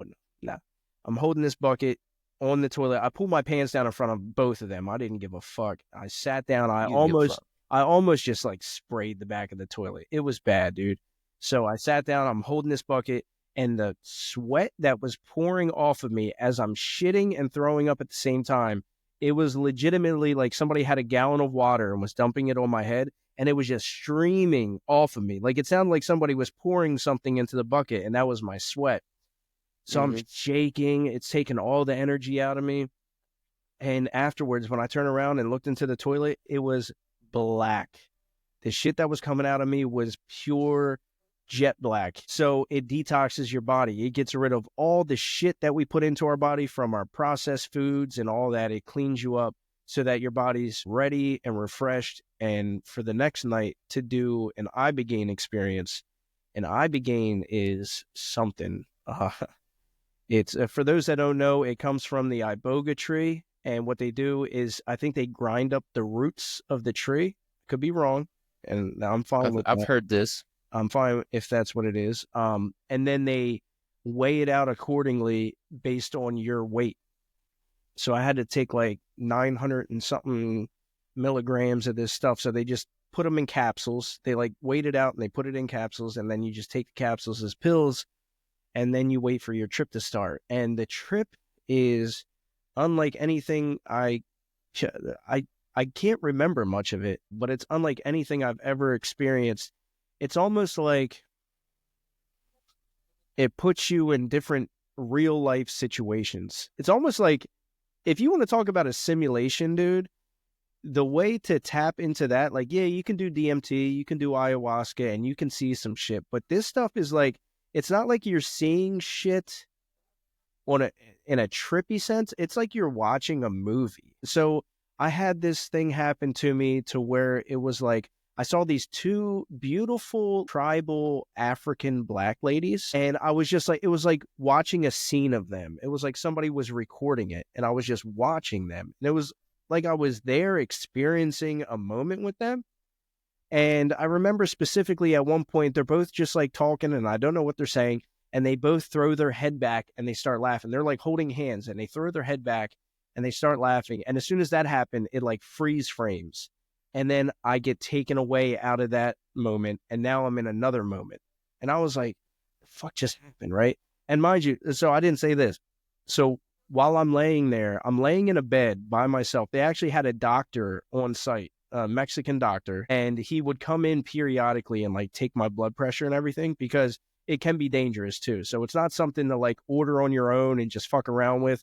It, like, people have died from it actually. So you have to be careful. And so he would take my blood pressure, make sure everything was good. I'm laying there with one of those things that you put over your eyes. That's what I'm doing while tripping. So I saw those black ladies, and now all of a sudden it's like a different scene. It's like a different movie scene. And I'm from the point of view of me sitting on a plane, and I'm just behind another person on a plane, right? So like, that's what I see. That's like what my brain is envisioning. And that's where I feel like I am, right? So I'm like sitting on this plane behind this person. I can see like their arm hanging off the armrest, and I can't see the rest of them. So it's like POV, me on a plane. Okay, what the fuck is this all about? Then it freeze frames, and then I go somewhere else.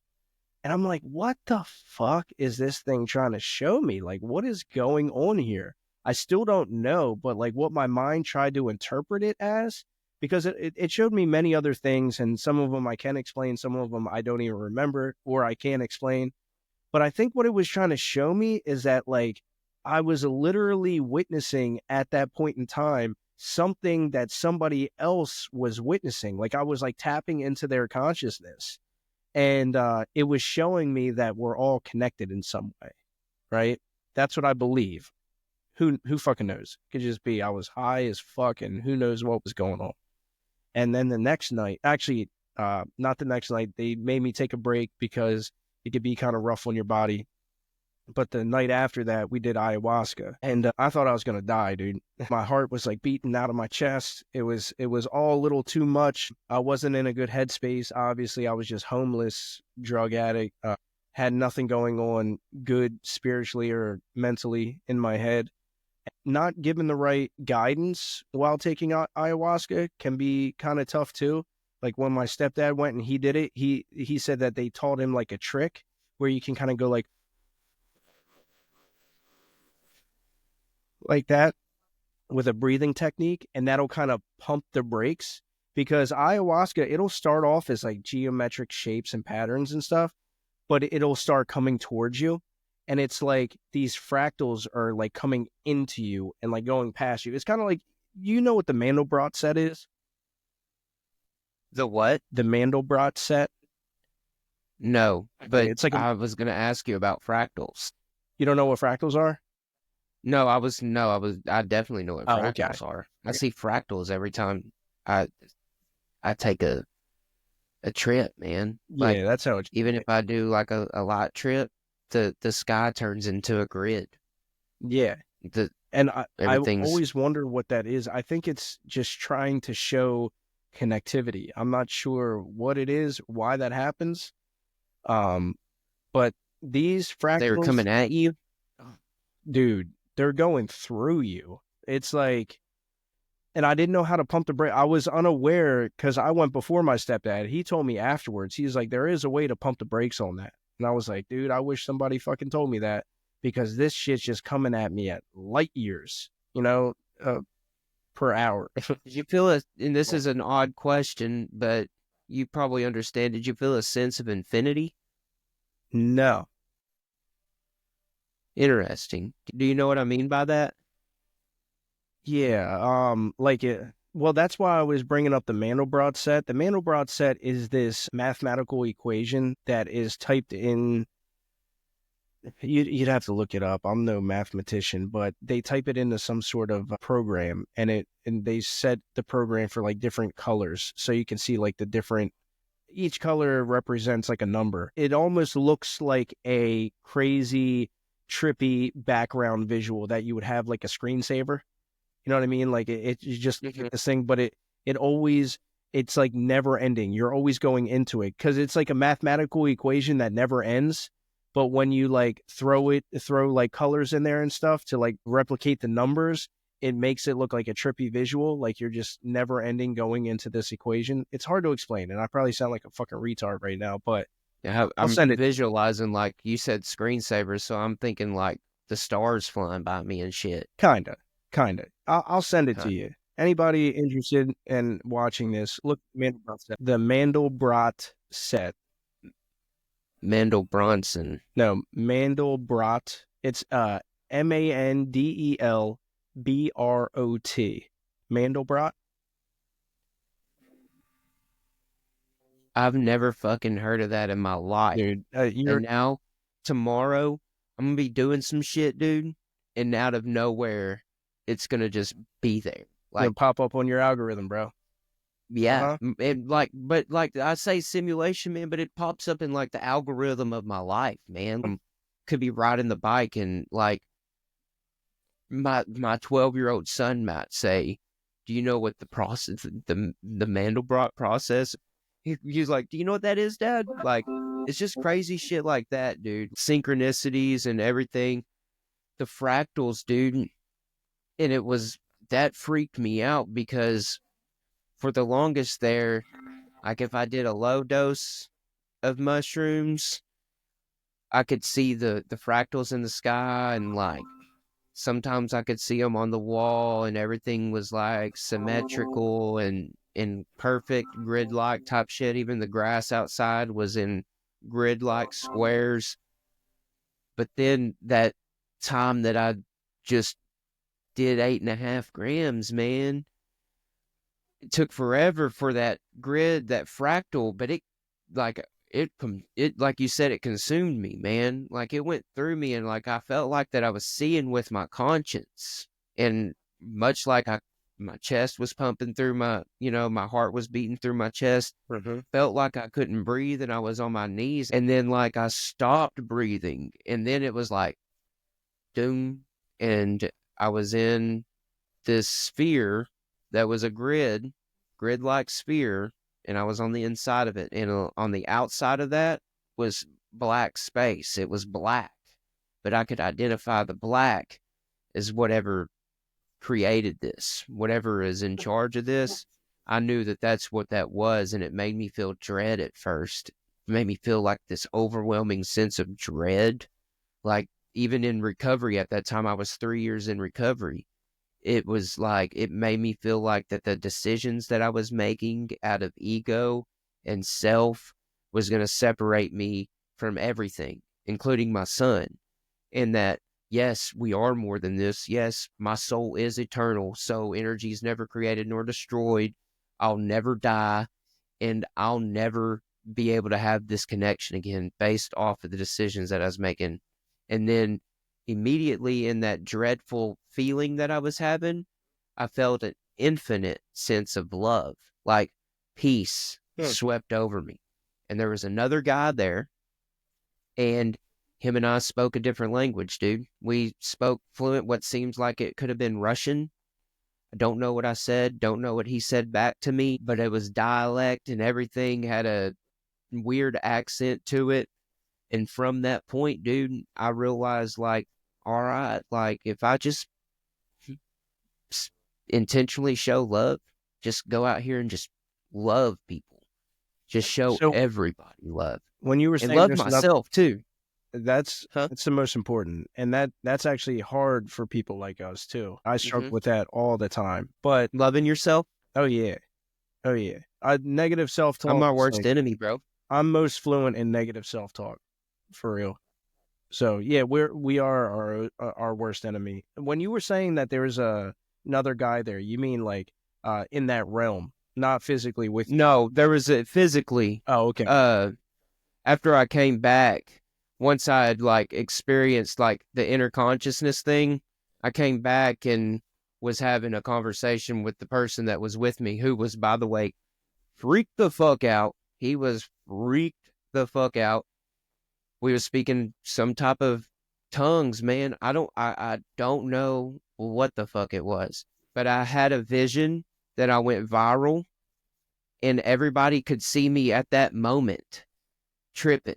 Like even my worst enemies, Yeah. everybody on every social media platform. I felt like I was live on YouTube, bro, and Uh, everybody had witnessed that happen. that's a And horrible so feeling. like Yeah, which is funny now, man, because like I correlate that vision to like the fact that like the podcast now, the comedy, like all those things kind of like maybe that vision was showing me like, hey, dude, like this message can be carried. And if you do the right things, based off the intention of love, man, your message could go, across the world.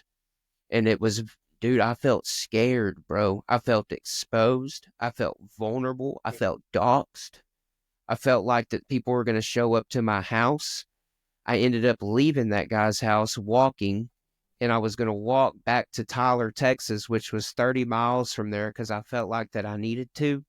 And as I was walking down the road, I was like waving at everybody like, hey, y'all know me now. Y'all done see me do this crazy shit, like y'all saw me like tripping, yo, hi. But nobody would wave back. My phone was dead. Nobody was acknowledging the fact that I'm walking down the road and who I am. And I like came to this epiphany that I was dead. Like that guy had killed me in that house, bro. And Oh spiritually shit! never, physically never walked out of that place. It was all spiritual. Now I It was know. fucked up. I know where I know you from, dude. You're Kai, the hitchhiker. That's what it is. Who's Kai? You don't know I have a Kai, friend. bro? Anybody No. else watching this, they're gonna get the reference, dude. Oh, I know the Smash. Smash that guy. You're fucking Kai the hitchhiker, dude. You worked him, bro. No, you did go viral. No, man, that wasn't me. And so sometimes, dude, like I always, this is crazy, man. And like, this is the first time that I've actually said this. I don't even think I've mentioned this to my girlfriend. Uh, she might be over listening right now. I don't know. But like, I'll be washing the dishes and shit, and I constantly feel nostalgia. I'm always feeling an overwhelming presence of nostalgia, like Saturday morning cartoons, like putting on Recess Oh on yeah. Saturday morning and watching that shit. Dude, my life always, ever since that moment, I can always channel, but even like if I'm having a fucked up day, I can always go back to this sense of nostalgia. So, like earlier today, I came back in from riding the bike with my kiddo, washing my hands, trying to I fail really hard. So, like, I'm trying to like fix my nail and shit. And like, I'm sitting there and like, just all of a sudden, like that nostalgia comes over me. And it's much like deja vu, dude. Which I thought about this the other day. Like, I might have deja vu like twice a year, but maybe I haven't had it at all this year. I don't think I've had any deja vu. But like, I'll sit there, man, and I'm like, did you die, bro? Are you dead? Like, how? I'm not financially stable, man. I mean, I've got everything that I need. I should say that. But like, I don't have money.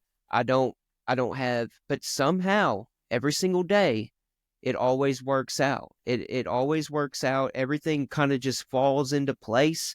And so much so that like, I'll just get that feeling like, dude, did you die? Like, how is this even possible?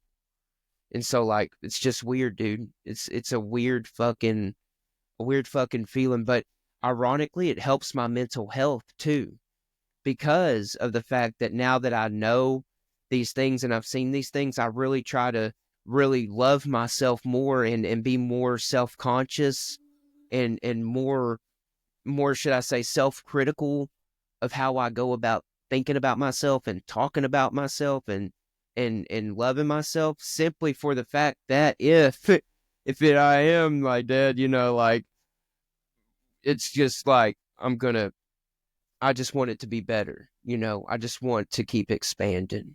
It's a fucking weird thing, dude. And So it seems like after 2020, man, my life, like once I got sober, I did all this crazy shit in my life, and like this fucked up shit happened to me too. But after 2020, life got fucking weird. I feel like since 2020, it got weird for everybody, dude. Like ever since COVID, I feel like shit's just been weird. And it's so strange that you brought up not having deja vu for a year. Like, what if now I'm getting into conspiracies because I don't think I have either. And I haven't thought about that until you just said it. Like consciousness can be stuck up right now. That's wild, dude. But when you say that, like, you feel nostalgia a lot, can you trigger that? Is that something like you can bring up? Like you can kind of like, yeah, is that something you can trigger? Through meditate, like when I meditate and stuff, I try to go back and think about core memories of when I was younger and shit. And then like I'll go to that core memory and I'll try to like through like calming my mind and clearing my mental space, I try to think a little bit further from that core memory and see if I can remember more. But I try to like do that and then think about the feelings and what was going on with that. And a lot of things just, dude, nostalgia is a weird fucking thing to feel, man, because for instance, even like say like 10 years ago or 5 years ago when you were doing what you were doing, there were certain times in your life like you'll do something you're like, man, that was good. That was a good time. Those were the good days. And a lot of people say that shit a lot, especially around here in Texas on the hay fields. They're like, man, that was the good old days, man. You know, a lot of people say that shit and like I think about, dude, I don't want to think about the good old days because, for instance, my 12-year-old wakes up and he's got Sonic on his mind. He's got all these action figures. Everything is like nostalgic for him now that in 10 years he's going to be those like waking up and getting my Sonic figures and, you know, doing all these things that was nostalgic for him. I just try to be so fucking present that I channel that shit. I just channel that I energy love that. in the now. I love that. Fucking weird. I love that. I don't have nostalgia for that type of stuff. Mine is triggered by some sort of smell. So like they actually say that smell is the strongest sense that we have to trigger the past, or it's the strongest triggering sense that we have is smell. Like you know that one song by what the fuck are their names? Wish I could turn back time to the good old days. If I could turn back Nah, time. not Cher, bro. Oh, No, no, oh, no. wrong. Well, oh, Do it again. oh, no, not them. Anyway, it's like if I could turn back time, or wish we could turn back time to the Oh, good stressed old out. Which we could. days. It's Yeah, 21 Pilots. 21 Yes. Pilots. That's it. Which is funny because I was listening to just listening to them before I turned you on, and I was going to ask you if you like 21 Pilots. That's crazy, dude. Because I was listening to Cher, and I was gonna ask you if you liked her. You're Oh, fucking lying. I am. I am lying. But I'll edit out the line part and we'll just go with it. Holy shit, that's crazy, dude. Um, so no, but they have that. He has that one line where he says something about sometimes a To the certain good scent, old sometimes a certain days. scent will take me back to when I was young. How come I'm never able to identify where it's coming from? You know, like that happens to me randomly all the time. I'll be like, I smell something, and it's not it's nothing that should be around me. It's kind of like, you know, getting into a hoopty. You get into like an old Yeah. car, they all have that fucking smell to it. And that Mm-hmm. smell is nostalgia to me, right? So A if new shoe. like a new shoe, it's like that. So it's like they all have that old car. They all smell like the 80s or something, you know? So, well, actually, Baseball cards.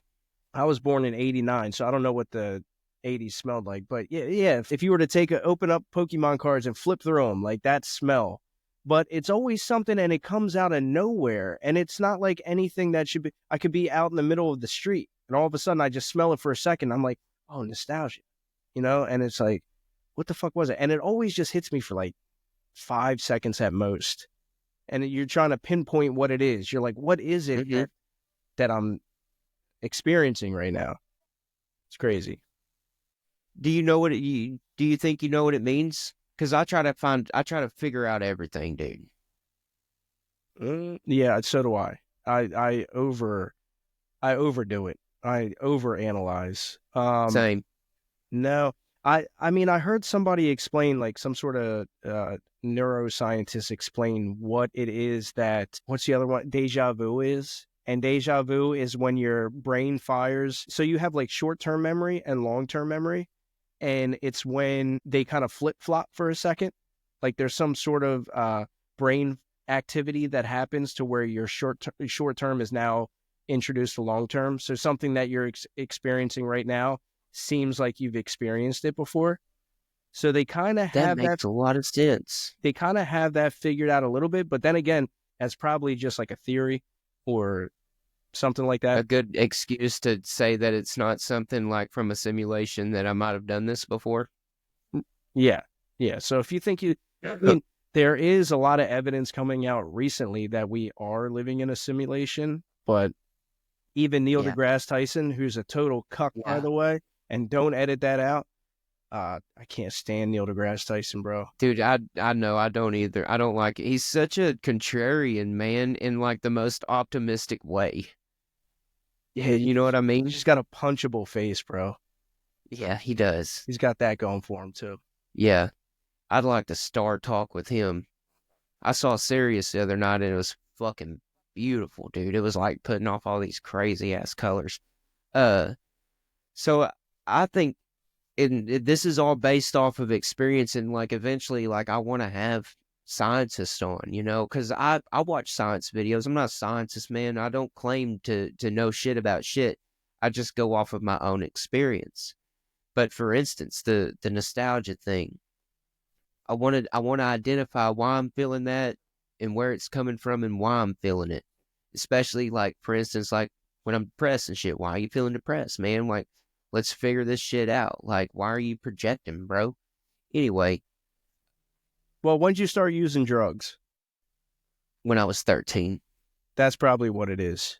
So, you know how they say when you stop using, you kind of revert back to where you take on that age? Yeah, you take on that age. That's easy to say with me wearing this fucking alien shirt looking like I'm fucking 13, dude. You said, yeah. I can't even argue with that right now. Dude, yeah, that's why you're feeling such nostalgia all the time, dude, because like you're just dressed like you were when you were 13. Yeah, dude. You just look in the mirror and you're like, yo, why am I feeling like this right now? You know, I was going to go really philosophical. I was going to go real philosophical and be like, yeah, because I'm on my path and shit. But no, dude, it's because my fucking brain started doing drugs when I was 13. Yeah. And your wardrobe is the same. You know, my girlfriend's grandmother got me this shirt for Christmas. And like, this is the first alien shirt besides the button up that I have. And like, I wore that to a rave this summer. That's the only other alien shirt I have. But now I got this one in a. You think I'm hating on your shirt right now? I am not hating on your shirt. No, you just said 13 and like, you're so right. Like, I think about that a lot. I do probably, especially now that I don't take any psych medications, I probably do act like a 13-year-old a lot.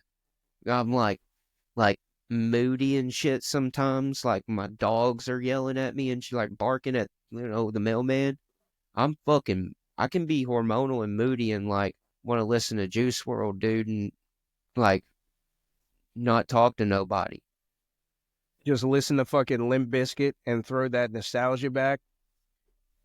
Nobody knows what it's like to be a fucking 12-year-old white boy whose parents just divorced, and you toss on. Were you at Woodstock 99? No. Was I there? No. It was so close. I just figured I'd just ask anybody that lived in New England if they were there. That's just kind of like a stereotype thing. I know people that Sorry. were. Nah, you're good. Yeah. All right, man. Fuck, dude. You got anything else? Dude, I could go all night. What's up? Me too. Tell me about Terrence McKenna, dude. What do you love about Terrence? What don't I love about Terrence, dude? He's just phenomenal. I used to just go to sleep listening to him. First of all, he's got this real nasally voice, and like how familiar are you with him? So what I know about Terrence McKenna is basically based off of, like I said, like everything that I've read is off of my experience that I've had with psychedelics. So his perspective of like what he's seen and how it connects and things like that. Just little bit of shit, not very deep. Like, for instance, I don't listen to Terrence. I listen to David Attenborough when I'm trying to go to sleep, dude. Yeah, he's a good voice too. He does. He's got a great It's voice. angelic. Yeah, he does. That British accent. Yeah, Terrence. I don't know. Maybe we shouldn't get on the discussion of him because I could talk about him all night. But you brought up something that he talks about with speaking with that guy in a different language. He calls it glossolalia. And I think that's not his word, but I learned that word from listening to him. And glossolalia is just a way of expressing like people communicating in a language that is just unknown, I believe. And then maybe that's what it stands for. But it's just like he talks about when he goes takes DMT trips, he meets what's called the self-dribbling machine elves. And he talks about them a lot. And he said they're always speaking in this glossolalia. And then I start talking back to him. And he starts making all these weird noises, just like I start saying like and like we know what each other are saying, and it's just this weird phenomenon. And a lot of people have that experience. But Terrence, he's got many awesome books, but I only started reading one about his trip to Peru and how he went out there to find himself. I think it was in the early 70s.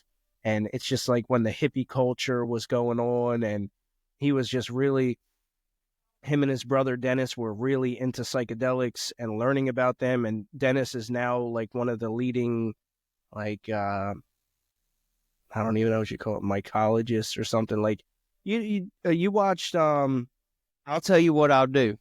I'll tell you what I do, man. Because I'm not trying to plug Audible here, but if anybody at Audible hears this, I've been subscribed to Audible for like 4 years now. And so, like, on my next credit, I'll get a Terrence McKenna book. I'll read it. And then next month, I'll have you on again. And then, like, we'll just fucking do a crazy-ass fucking podcast off Terrence McKenna. Dude, do that and listen to some of his shit while you're going to sleep. Okay. I'm telling you. He just got... I'll do that tonight. Dude, I'll send you a video, and I'll send you what book to read. I'll put it on before sexy time. Like, usually it's like some type of, like, good bass, you know, kind of drown out the walls and shit. Oh, he doesn't have tonight, bass, bro. Oh, usually. Tonight it's just gonna some very nasally guy speaking to you while you're pleasuring your woman. Yeah, he's got this strange consciousness. voice. Machine elves in sexy time, bro. Machine elves. You seen Machine Elves? That's a podcast right there. Machine elves and sexy time. Yeah, or a fucking 2004 Warped Tour band. For sure. But dude, definitely do that because we can't get into Terrence right now. Yeah. But dude, so have you seen Machine Elves though? Oh, no. No. Now I can do neither. DMT. I can do DMT anytime I want, but I haven't done it yet. First of all, I don't think I'm in the right headspace right now to be doing it. I got way too much shit going on, but I'm eventually going to do it. But when I did ayahuasca, which is DMT, for 8 hours, I didn't see any machine elves, but I felt the presence of like mother, if that's what you want to say. You know that? Yeah, Mother Nature, dude. I feel like, and like after that experience, like even I know that this is crazy, but we was talking about consciousness, like even trees, man, like I can see the consciousness in trees. And then you can see how trees communicate. Like they don't even like fucking touching one another, dude. Like when they start to like go over roads and stuff, like that's all by design. Like they're not touching, they're not doing anything. They're just like blending in and kind of keeping their own space. Well, I don't know if you ever watched Joe Rogan with Paul Stamets on it. Paul Stamets, no. He's the dude, he had like the mushroom hat on. He had like the top of a mushroom, like as a hat. Dude's probably the coolest listen or watch, however you prefer to do it, on Joe Rogan's podcast. That dude's amazing. And I'm sure he fucks with or communicates with Dennis McKenna, which is Terrence's brother. But he's like one of the leading, I don't know what you call them, dude. I I keep saying mycologist. I want to say that because Spiritual it's gurus? no, Like a guru? no. He's a mushroom guy. He's like strictly like he's the Mycologist. yeah. That's why what I said mycologist, but I didn't know if that's what it was. I thought you said psychologist. No, no, I mycologist. No, was that's what I like, all figured right, because it's mycelium. So mm-hmm. that's why I figured that's what it was called, mycologist. But he talks about that trees communicate through webs of mycelium that just like are. It's kind of like, you ever watched Avatar, and that lady takes that probe and probes into the root, and it just starts showing like brain activity pretty much. Mm-hmm. That's essentially what it is. Yeah. So who knows, man? Maybe trees fucking pray to Terrence McKenna or something, or a doorknob. So I'm gonna read this book, dude, and then sorry, when I get done reading, oh motherfucker, you did it again. I'm gonna not say this until I get back on my recording. Hey, Hold on, dude. If Spencer ends up watching this, yeah, I might have a fucked up microphone, dude, but at least I don't have a fucked up camera. Yeah, man, and listen, dude, the camera thing is. It's a trial and error thing over here, dude. I don't know shit about this shit. Man, what I was gonna say is I guess I'll just fucking put your beautiful face up there as I say this. I'll read this Terrence McKenna book, and then I want to have you on every month in 2025, and we're just gonna riff, man. We're at 2 hours right now, dude. So, fuck, I know I could go another 2 hours, man. So we'll just every month we'll get on riff. I need to have some serious shit, but I also need to have some good lighthearted shit, because people have to understand, like, oh my God, he said that. No, man, like, stop taking yourself so fucking seriously. And honestly, you probably think a lot of worse shit in your mind than what we're talking about here, man. So just ease up and live life a little bit. You know what I mean? And that's actually Matthew McConaughey, my higher power, Matthew McConaughey, coming out just then. Hey, if you ever want to have just like a funny episode, I got a couple people that will come on too, and we'll riff around ideas with that. For sure, dude. Yeah, we'll have just, dude, send me people. I know there was somebody, I don't want to say their name because I'll probably have put their name out there, but I know it's somebody from the Comedy Writers Guild that commented on one of my podcasts, and they were like saying that we have kindred spirits and shit. And like, that's what I mean. Like, this is bigger than me, dude. This podcast, even though it's This World with Jordan, it's bigger than me. That girl that was on that had the near-death experience, I read a comment from her mom that shared it, and it said, this was the best Christmas present that I could ever receive. And like, awesome. I was like, holy shit, dude. Like, I wasn't thinking that this was going to be a Christmas present for somebody. But yeah, once I take my fucking ego out of it, dude, it could be so much more than what you could ever imagine. That's the key right there. That's the key. Yes, sir. That's why I've been just trying to step back from my project, dude. Just kind of stepping back. Like, yeah, I'm getting it ready for the podcast, but that's all you can do. Just try to take yourself out of the equation. Watch this beautiful thing grow. Let it do it naturally. And I think that's the key right there. That's right, man. And we'll end on that, dude. Fuck yeah. That's right at 2 hours, man. If I could just... It was good having you on, Harmon. It was good to meet you, bro. If I could just plug one more time. Go ahead, man. Plug it. Awesome. I just want to say, anybody out there that is an aspiring comedian, a comic themselves, or just thinks they're funny, or would just like to have like some work on some creative writing, just come over and join the Comedy Writers Guild. Everybody is welcome. We're on Discord. We will be posting things to YouTube. We don't record on Discord unless everybody's comfortable with it. And then also follow Comedy Writers Guild on Facebook. And thank you. Dude, it was awesome hanging out tonight. Fuck yeah, man. And I'll plug all that shit into the description too, dude, so everybody can just click that link and find it, man. Well, I got Discord too, so I'm going to have to come and hang out with y'all guys, bro. Dude, please do. It's a great time. Hell yeah. All right, man. It was good seeing you, bro. All right, you too, brother. Thanks, man.